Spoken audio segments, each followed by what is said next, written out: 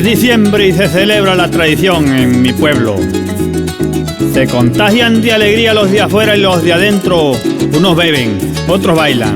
Se escuchan gritos de aliento. Ya cambia la situación, se miran rostros contentos, animando los cantores que vienen en un intento de llevarse un galardón en un festival abierto. Arauca es un pueblo criollo que tiene el portón abierto. Aquí a los venezolanos recibámoslos contentos. Hagamos la integración, ¿qué tal que así haya progreso? Fertilizando cultura bajo cualquier fundamento, predominará la unión sobre cualquier movimiento. Son dos países hermanos unidos por un festejo. De Colombia a Venezuela hay un paso y no completo. ¿Cómo no va a haber parrandos si ellos traen los instrumentos? Tienen reinas, bailadores, vienen cantadores recios, vienen copleros, poetas y músicos, por supuesto. Pues si se trata de fiesta, pues eso sí estamos dispuestos. Pero si es para trabajar, vaya usted que yo estoy renco. Pero todo no es alegría, señores, esto es muy cierto. No estoy aquí porque quiero ni porque me creo perfecto, ni tampoco por valor que me atreví a escribir esto.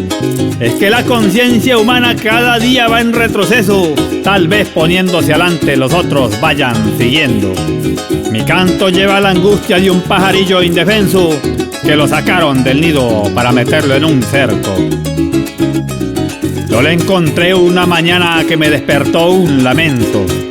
Sin saber lo que pasaba fui a un del autor de los hechos y lo encontré arrepentido, cabizbajo y soñoliento.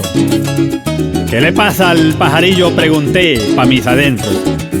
No me pudo responder, el llanto se hizo más denso.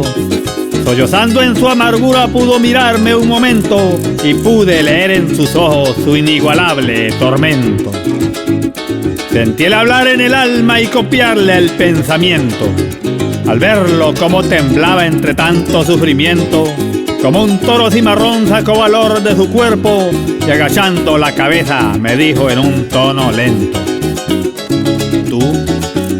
Tú que naciste en el llano y no conoces el silencio, haga escuchar esta carta, mejor dicho a campo abierto, por el bien de todo el mundo sin excepción, por supuesto.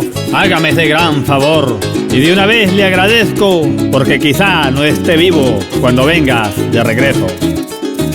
Esta carta, amigo mío, que es más bien mi testamento, va dirigida a todo el mundo que la esté escuchando atento.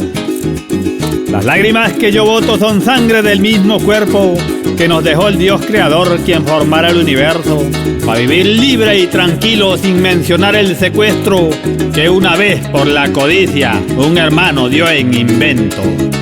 ¿Por qué secuestrar a un niño que se alimenta de un pecho inocente del conflicto que tiene el país completo? ¿Por qué matar a una mujer con unos niños pequeños?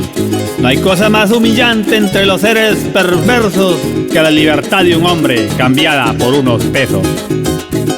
Son tantos los seres vivos en este mundo perfecto que por buscar el poder acaban con los derechos con crueldad, sin compasión, sin pensar en algún momento que una mujer o unos niños están hambriados o sedientos, que los montes y los ríos son base en nuestro alimento y si llegan a faltar todos nos llamamos muertos porque se seca la tierra con las corrientes del tiempo. Las sabanas se dañaron, los caminos son